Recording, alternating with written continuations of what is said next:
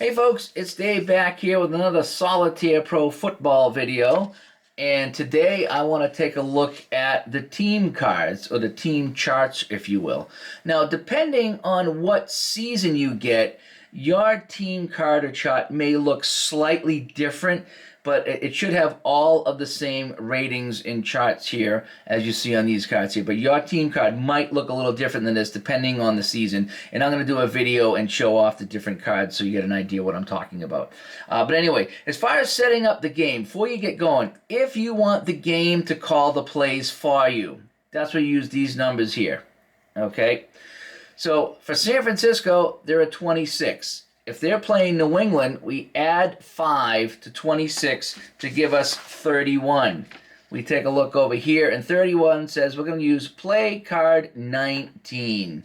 So we would pull out play card 19, and this is what San Francisco would use to call their plays. Again, this is if you want the game to call all the plays. For New England, they're at 25 minus 1, so a 25 minus 1 is a 24, so we're going to use play card number 12 for New England. So that's how we would set that up in the game. Now, what I do is I use a hybrid of the two, where, how this works, by the way, is you can see here that on first down and 10, if you flip a fact and you get a 1 to 31, it's a run. 32 to 48 is a short pass, and then 49 to 50 is a long pass, okay? And again, there's the down and distance, and it covers pretty much everything here. So when you flip a fast action card, you get a number from 1 to 50. It tells you what the play is going to be. I use this to a point until common sense needs to take over, and then I will call a play. Again, if you're driving at the end of the first half, you're not going to start calling a lot of runs if you want to get in field goal range, so I'll manually call the plays. Conversely, in the fourth quarter, if you're leading, you might not call a lot of passes. You might call more runs. If you're trailing, maybe you want to call more passes than runs. So again, I use these cards here for a long time until I need to actually take over and make the game real, again, when common sense needs to take over. So that's what these numbers are up here. You got the offense penalty number, you got the defense penalty number, and how that works is if a penalty is called on a play, you finish the play, and then you come over here and you check to see who the penalty is on. So let's just say San Francisco's on offense and there's a penalty called. We finish the play and we have an offense rating of 16 and defense rating in New England is 41. So you flip a fact after the play's over. If it's a 16 to 41 inclusively, the penalty is on the offense. If it's less than 16 or more than 41, the penalty is on the defense. So that's how you would read penalties. Conversely, if New England had the ball and there was a penalty, they have a 16 rating, and over here it's a 37. So everything from 16 to 37 inclusively would be an offensive penalty if they had the ball. If it's outside of those ranges on either end, then it would be a defensive penalty. So that's what the penalty means. The fumble, there's 2 ratings for a fumble. There's the 1 to 20 here for San Francisco, and then in parentheses is the 1 to 28. How this works is if there's a fumble on the card, and if you look over here on number 10 and number 13 is a little F, a tiny little F, okay? That's the fumble check. And that can come up on many different cards here as well, not just the passes there. So I'm trying to find a card here that has a little fumble check on it. See if I can show you here. And of course, I'm not going to get one to come up here. But if there's a card here that has a fumble check, like, okay, right here, finally got one here. So you can see on pass G, it's going to be average plus 2 with that little F. That means it's a fumble check. So what you do is you finish the play, and then you roll on the fumble, or you flip a fact for the fumble. Now, for San Francisco, it's 1 to 20. So I would flip a fact, and again, you choose which column you want to read from here. There's 5 different potential numbers here. So I usually go first, second, third, fourth quarter on my cards. And if it falls between 1 and 20, it is indeed a fumble for San Francisco. Then you flip another fact to determine if they recovered the fumble or if they lost the fumble. And again, in the parentheses, if it's 1 to 28, then they lose the fumble, and the defense would pick up the ball. Okay, and then you would roll off there's a chart to tell you what happens if the defense recovers or what happens if the offense recovered. For New England over here, it's a 1-27 and they fumble, and then you roll again or flip again 1-28 if they lose the ball. So that's how the fumble rating works. Is it a fumble, and did they lose the fumble? Is kind of how that works. IX, that's your interception rating. So how this works is if Steve Grogan is passing the ball and an interception comes up, and if you look at number 12 right here, it says IX, that's an interception, okay, possibility. So Grogan's throwing the ball, his interception is 1-30 plus 9.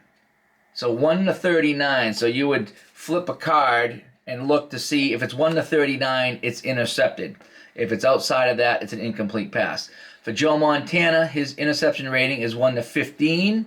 The New England defense is 4, so it would be 1-19 over here to check for Montana for an interception. So that's what the IX rating is. Your pass block and your pass rush, that's one of my favorite parts of the game now. So if I look here on the card, look here, you can see number 4, number 10, and number 13 and 17 all say PR. Number 10 being pass rush with a fumble. Check. And we already talked about that. PR is a pass rush, so that's on a pass. So on a pass rush, what happens is the defense made a good push and they're trying to sack the quarterback. So San Francisco's got the ball. Montana goes back to pass. We flip, and let's just say, again, our result is a 4. That's a pass rush. So what we do is we check the pass block on the offense versus the pass rush on the defense. So the pass block is 22, the pass rush is 27. So 22-27, we flip a card, that means Montana is sacked, okay? After that, if it falls outside of that range, now that's not really good. 22-27, it's not very good. They got some good pass blocking, and their rush is not that good. So there's a small chance of a sack. If it falls out of that range, you flip a card to see if he scrambles. And now Joe Montana's scramble rating is 1-13. So he would avoid the rush. If he scrambles, then you check for a run. If he doesn't scramble, then he goes back to throwing a pass. And that came into play in one of my games where Dan Fouts avoided the rush. He didn't scramble. He sat in the pocket and threw the pass, and he found a guy and got the completion. And that was really fun. So I really enjoy the pass rushing. So again, if it was New England now, Grogan goes back to pass. He's being hurried. The block is 14, and the rush is 32. So over here, it's a 14-32 would be a sack on Grogan. Again, and then if it wasn't, you would follow the procedure for scramble, and then if he throws the pass or if he runs. So that's what the pass block and the pass rush is. The first down here, as you see, offense and defense, what that is if you end up with a third down and you come a yard short. All right, so it's third down or whatever, 3rd and 8, and you get 7. So now it's 4th and 1. What you can do is request a measurement to see if you got the first down. And this is unique to this game. I've not seen this in any other game. So San Francisco's got the ball, 3rd and 8. They hand it off. They get 7 yards. So it'd be 4th and 1. But let's check the measurement. So on a run, it's a 15. And New England's defense on a run is 45. So if you flip a card, anything from 15 to 45, and the measurement says first down. So that's a pretty good chance to get that first down. If it was a pass, let's just say they passed it for 7 yards, and it's now 4th and 1. Let's check the measurement. A pass is 11, and the New England defense passes 35. So 11 to 35 would get them the first down. So that's what the first down is, and there's an offensive and defensive rating for each team on a run play or a pass play. I enjoy that. That's really fun as well. On the top over here, this is your defense. Okay, you have your normal defense for run, and then inside the 5-yard line defense. And for pass, it's the same thing. You have your normal defense, and then inside the 15. And so on the card here, you'll see in the top left corner, we got a C. That's a C defense. If I flip this card, it's a D defense. So let's just say that San Francisco is going to run the ball. We flip the card, and it's a C defense. We go over here to New England, and we check C defense on a normal run is a 0. So there would be no effect on that play. Let's say New England has the ball and they go to pass, and we pull out F. So we pull out a card. It says F. New England's passing the ball. So on a normal pass, we would subtract 5. Okay, so that's how these charts here work. Is you subtract. If there's a negative number here, if it's a 0, then nothing happens. If it's a negative number, then you would subtract from the average rating. And I want to show you, and you can never go below 1, I believe, anyway, especially on a pass. So let's take a look now at the players. So let's go over here to Joe Montana. So it just shows you how many attempts he made. This is his short pass rating and his long pass rating. We went over the interception and we went over to the scramble, okay? So on a short pass, what you would do is you would look at his rating of 11. You would combine it with the receiver. So if he was going to try to pass to Earl Cooper here, who's the top receiver, he's a 3. So 11 and 3 is 14. You would compare that to the New England defense over here. So let's just say they rolled an E, which is -4 on a normal pass, which is not inside the 15-yard line. So you got 11 and 3 is 14, minus the defense 4, that gives you a 10. So then you would flip the card here and look at the bottom on a 10, and a 10 says C. That would be complete to Earl Cooper, and then you would follow the procedure to figure out how many yards it was, and I'll do that in a separate video. So if you were doing a long pass, so Montana's going long, it's a 5 and a 3. So now this is an 8, okay? So if you had a long pass going and you rolled an E, which is a -4, so now you got 8 minus 4 is 4. And over here on a 4, you can see that's a pass rush. So New England's going to try to rush the quarterback, and you follow the procedures that we talked about between pass block and pass rush to see if it's a sack, a scramble, or if he gets away and throws the pass. So that's how these ratings work here. You got your short pass rating, your long pass rating, your interception rating, and your scramble rating. Now for the rushers, again, we go in order of most used to least used. R is how many times they can rush the ball. So in other words, Ricky Patton can rush 8 times. Before he can rush his 9th time, all these guys here have to fill out their quarter as well. So Cooper would have to rush 5, Davis 5, Easley 5, and right on down the line here. Even Joe Montana would have to sneak one here before Patton could rush for his 9th. Conversely, if you wanted to give Bill Ring the ball, he could only rush 1 time before all these other guys would have to fill their quarter as well. Now, there are some seasons which give you a player fine chart, which you can flip a card to determine who gets the ball rather than use these ratings. But for all intents and purposes, I like to use these here so you don't just keep going to the same guy 20 times. So it tells you have to really spread out the handoffs. The average, this is where you start. So if Patton gets the handoff, his average rating is 3. So again, if we were to flip a card and we get a D for New England defense, so it's an average rating of 3. The New England defense on a D is 0, so he's got an average of 3. And if we were to flip a card and check the run, it says average -1. So the 3 minus 1 is a 2-yard run. So that's where the average comes in for running, is that you would use this against the defense and then against this, and that would combine for how many yards he got on the run, whether it's positive or negative. The goal line, this is your goal line rating. Again, inside the 5 is we're going to use the goal line rating for the rushes. And again, the defense here has inside the 5 too. So New England defense would be inside the 5 to check the goal line rating. So it's just like your average, but it's inside the 5 rating. Your long, this is the longest gain the guy can make. And I'll go over that in another video. So whereas if something happens and it says his long gain rushing is 28 yards. Over here, this is your breakaway attempt. So if you were to flip a card and it says run breakaway, all right? See how it says breakaway on there on the run? So it's a run breakaway. You would flip to see if it falls within his breakaway rating. His breakaway rating is 1 to 25, so he has a 50% chance of breaking that into something big, and then you would follow the breakaway procedures to figure out what you're going to read from off the card next, if you got a big gain or not. But usually breakaway is going to be something good. If you didn't get the breakaway, then you would just continue on and flip the next card. So let's just say we flipped a 26, which is out of his range. We would flip the next card, and just go back to run, and it would say average plus 3. So it's a 3 minus whatever defense plus the 3, and you're good to go.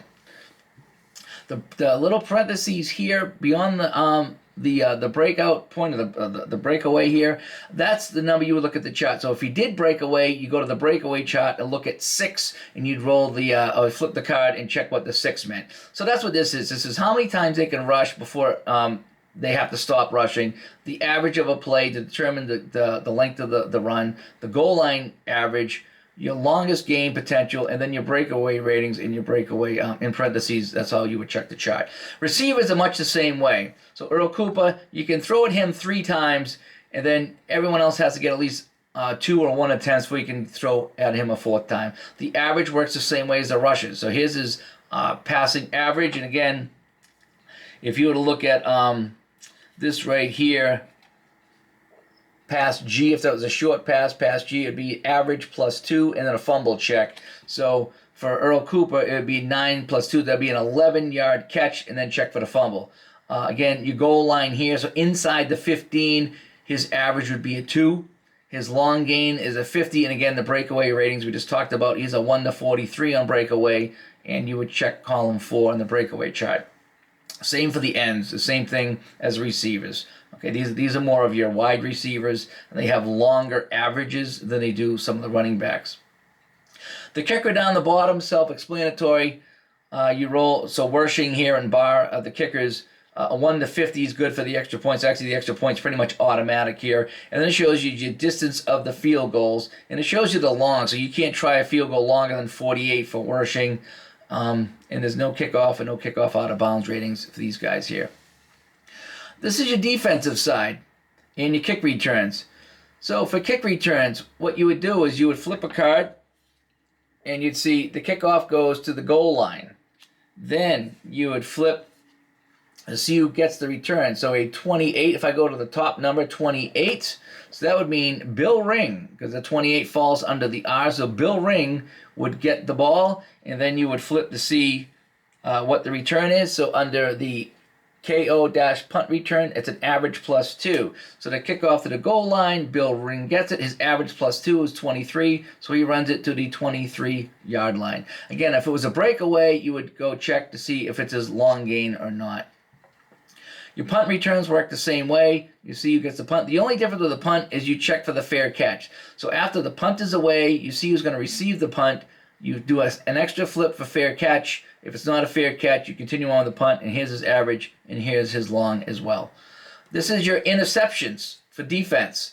So we talked about the interception ratings, IX, okay, and the quarterback IX rating. So again, Grogan is a possible interception. It's a 1 to 30 plus 9 to 1 to 39. We flip a 35. It's intercepted. Then we flip to see, so you complete the play to see where the interception was from. Okay, so you would, let's just say Grogan was trying to throw to Andy Johnson. You would complete the play as, let's say it was a completed pass. Let's say it was average plus 1. So Andy Johnson's a 10 over here, okay? So on a 10, plus 1 is 11. So 11 yards down the field, it's intercepted. You flip to see who's going to intercept it. So let's just flip a card here, and let's say it's the bottom number we use. It's a 15, so it's going to be picked off by Dwight Hicks. And then you flip on the return, the IX return. That's average plus 6, so his average is 21 plus. So he returns that for 27 yards on the interception. Pretty much self-explanatory. Down the bottom here is the punter, Jim Miller. Again, you flip, and that's his average, that's his long, and he has an EZ rating. And what the EZ rating is it tells you if he downs it inside the if you're trying to do a coffin corner kick, let's say. So on the EZ punt rating here, you can see A, it's downed at the 4, and B to F, it's a touchback. So he's an E. So if you did the EZ punt, E is between B and F, so it'd be a touchback. So he did not get it, so he put it inside. He put it into the end zone. It comes back to the 20. So hopefully that explained a few things about the team cards here and how they work and what you're looking at for stuff. And again, I will get some better gameplay video going here shortly. But I wanted to kind of go over what you're looking at here on the card. So I'm Dave. Talk to everybody later. Bye bye.